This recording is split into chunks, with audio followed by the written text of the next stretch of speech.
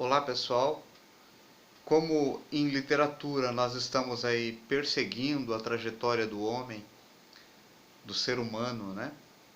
Desde quando ele se reconheceu enquanto gente, lá no trovadorismo, na Idade Média, onde o conhecimento era por meio da canção, da cantiga. Depois nós vimos o humanismo também, que foi quando o homem começa a se acordar para a realidade, sai do universo teocêntrico para o universo antropocêntrico. Agora então é o momento de nós falarmos do classicismo, do renascimento, do século das luzes. Vamos compreender esse período então? Esses são os objetivos da nossa aula de hoje. O primeiro deles é relacionar a produção artística do período renascentista às transformações ocorridas no continente europeu entre os séculos XV e XVI. Depois, reconhecer as principais características do classicismo, sobretudo em sua revalorização da cultura clássica e em sua propagação do antropocentrismo. E por último, conhecer aspectos da produção lírica e épica de Luís Vaz de Camões, o mais representativo autor do classicismo em Portugal. Os principais conceitos desta aula seriam Renascimento, Classicismo em Portugal, Poesia lírica camoniana e Poesia épica camoniana. O Renascimento foi o período da história ocorrida na Europa no século XV e no século XVI. E como nós aprendemos em literatura que o conhecimento do homem, o texto que ele escreve, é reflexo do contexto social e histórico em que ele viveu, vale lembrar das profundas transformações ocorridas a partir desse movimento chamado de classicismo. As transformações se deram a partir da cultura, da sociedade, da economia, do pensamento, da ciência e, por último, das artes. Todas essas foram impactadas pela valorização do antropocentrismo e pelo resgate da tradição clássica.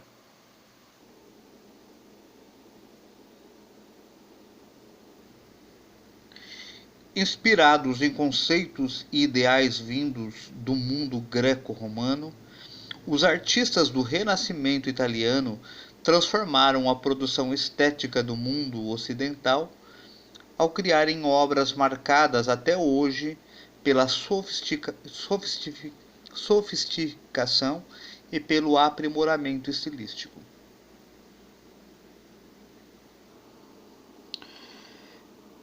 Esta obra que você vê em sua tela se chama O Retorno do Embaixador para a Corte Inglesa, e ela foi feita por um artista chamado Vittore Carpaccio, e foi feita entre 1490 e 1495.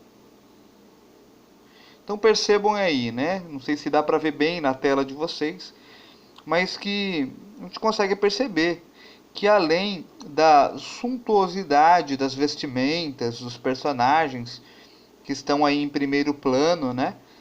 O pintor Vittore Carpaccio, ele usa a lei da perspectiva para captar aí as imagens idealizadas da cidade de Veneza, na Itália. Talvez não dê para ver muito, vou aproximar um pouquinho aqui, mas ao fundo há a presença de barcos nessa tela, bem ao fundo. O que revela aí a importância da atividade mercantil para a cidade de Veneza, para a cidade italiana de Veneza à época. Aqui nós temos uma outra obra produzida no classicismo. Trata-se de O Nascimento de Vênus. É de um pintor, de um artista da época chamado Sandro Botticelli. E ele pintou esse quadro em 1485, uma pintura à têmpera. O resgate aí é sempre de temas da mitologia, que é uma característica marcante de todos os artistas plásticos e dos poetas do classicismo. Mas por que isso? Por que esse resgate? Os poetas e todos os escritores renascentistas, eles tinham admiração pela sabedoria, pelo olhar antropocêntrico e pelo refinamento que era estético, pelo refinamento estético, que era um originário aí do mundo clássico. Então, foi isso que motivou eles então a pegar obras, a se inspirar em obras produzidas no período greco-romano como fonte de inspiração para produzir aí as suas obras de arte. E por isso, então, o movimento que nós estamos estudando é chamado de classicismo, porque os intelectuais da época resgataram aquilo que foi produzido no período clássico.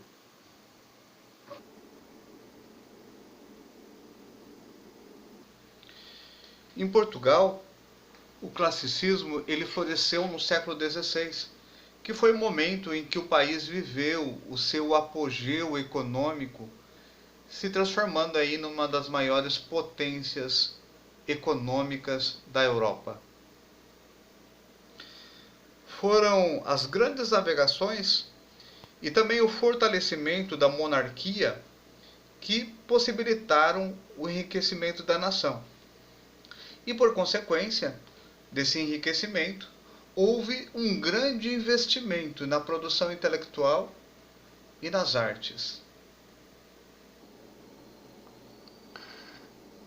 Se de um lado o classicismo em Portugal se abria às novidades conhecidas por Francisco de Sá de Miranda em sua jornada pela Itália, incorporando influência dos tercetos de Dante Alighieri e de soneto de Petrarca, por outro, manteve a tradição de poemas ainda ligados ao medievalismo das produções trovadorescas e palacianas.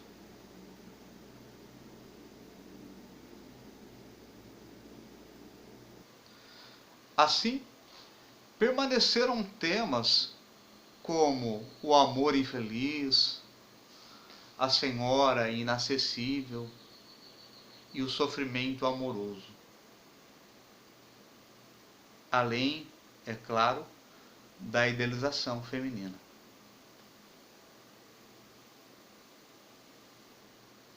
Em termos de estrutura, também tivemos aí a mistura do tradicional, até então, com o clássico.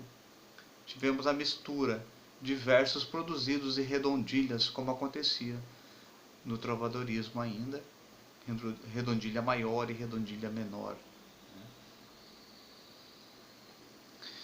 E agora cabe falar um pouquinho de Luís Vaz de Camões, que foi o grande poeta e escritor desse período em Portugal. Formas poéticas tradicionais e renascentista da lírica camoniana.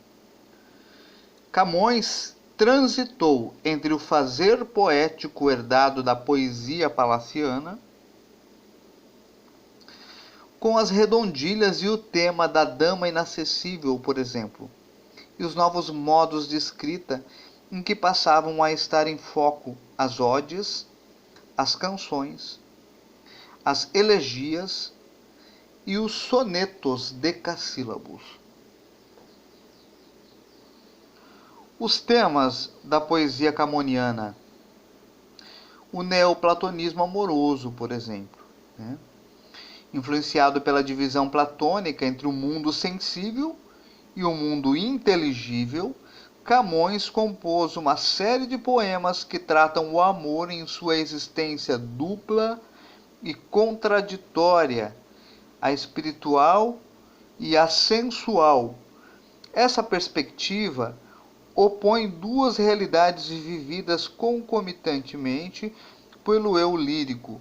De um lado, ele vive o anseio de ascender pelo amor a um plano superior e harmonioso.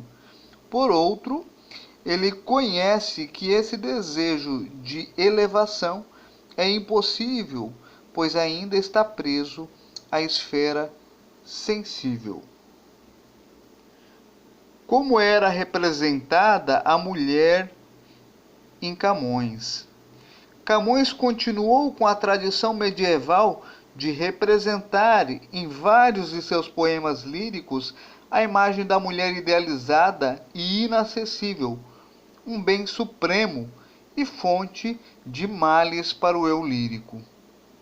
Ele dialogou com os poemas renascentistas do poeta italiano Petrarca ao exaltar a perfeição da amada e de suas graças terrenas, numa tentativa de se afastar da sensualidade. É claro que toda ruptura histórica, social, política de um povo, quando há uma ruptura, isso acaba exercendo muitas vezes um peso muito grande sobre o poeta. E ele acaba muitas vezes deixando aparecer. Os seres humanos são assim, a sua incompatibilidade com aquilo, a sua tristeza, a sua frustração. Então aqui cabe falar também em relação ao desconcerto de Camões com o mundo, com as mudanças que vinham acontecendo até então. O mundo sensível, longe de ser um cosmo organizado e harmonioso, é um espaço de contradições em Camões, em que tudo se degenera com o fluir do tempo. É sob tal perspectiva de sensação, de desconcerto do mundo, que está o eu lírico construído por Luís Vaz de Camões, assombrado com a falta de lógica que governa o mundo e espantado com a perspectiva de que mesmo as mudanças constantes não seguem um ritmo previsível. A cultura greco-romana e a herança hebraico-cristã. Como um poeta do classicismo, Camões recorreu à influência dos autores do mundo clássico ao fazer, por exemplo, várias alusões mitológicas em seus poemas e ao escrever com impecável cuidado formal seus versos. Além do paganismo, o poeta português também explorou temas da tradição hebraico-cristã por dialogar com passagens bíblicas, particularmente com aquelas do Antigo Testamento. E agora nós falamos um pouquinho do maneirismo, O maneirismo aí ele já vai preceder a próxima escola literária que nós vamos aprender, que se chama o Barroco. Como foi o prenúncio do maneirismo em Luís Vaz de Camões, o grande poeta e escritor desse período clássico e também do humanista de transição aí? O maneirismo é compreendido como um movimento de prenúncio do Barroco,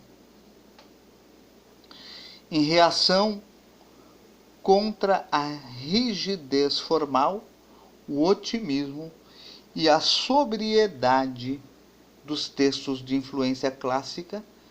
Os artistas desse período, os artistas maneiristas, buscaram expressar os desequilíbrios da existência humana, evocando uma atmosfera de crise e um mundo repleto de contradições.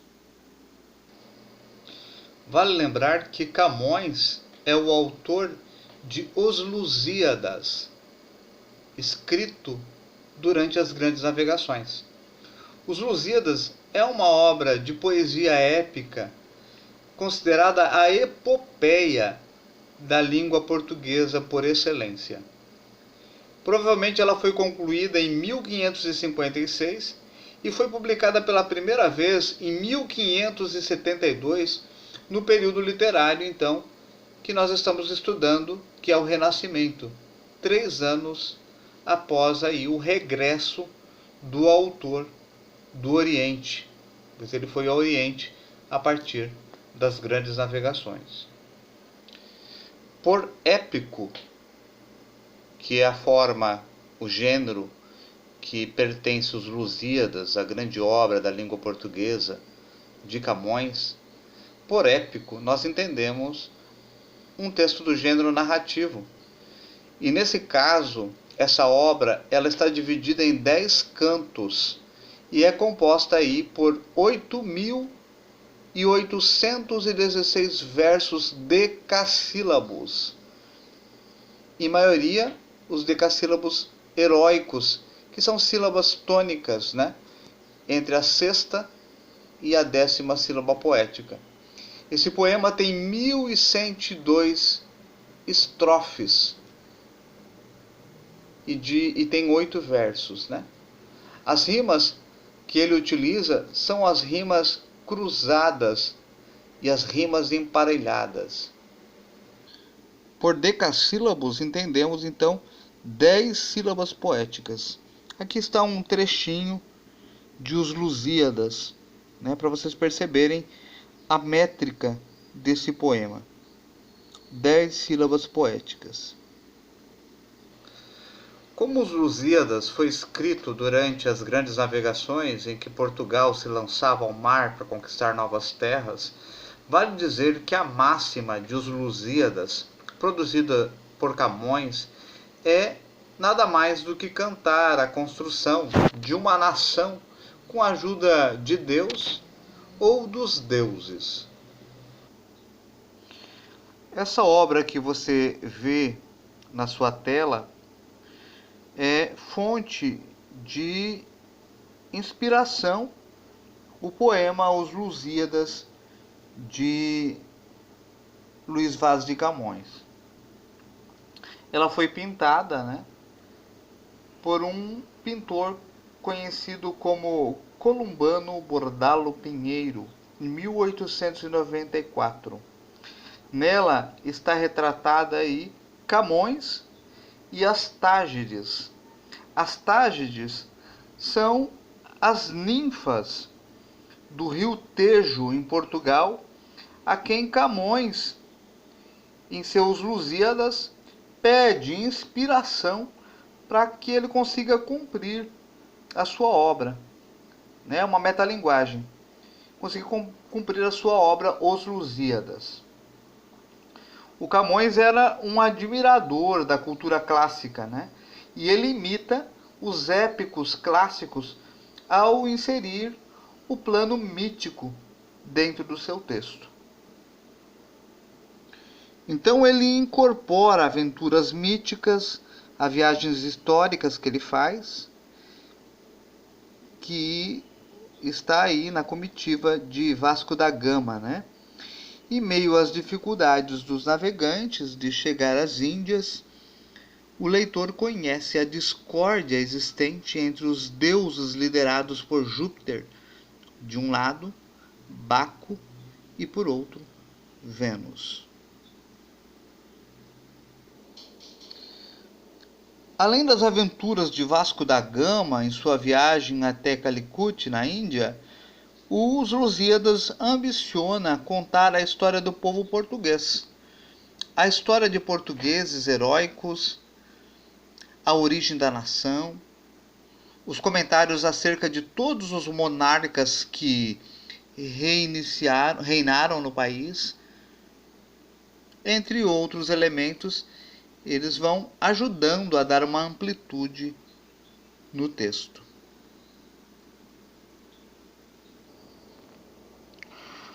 Procurando imitar sobretudo a forma como se apresenta a Eneida de Virgílio, o Camões ele dividiu os Lusíadas da seguinte forma: a primeira é a proposição, segunda, invocação, A terceira parte do poema é a dedicatória. A quarta é a narração. E a quinta é o epílogo. É isso aí, pessoal. Penso que com essa aula vocês já conseguem fazer os exercícios da página 26 e da página 38 e 39 da apostila. Aguardo vocês. Até mais. Tchau, tchau.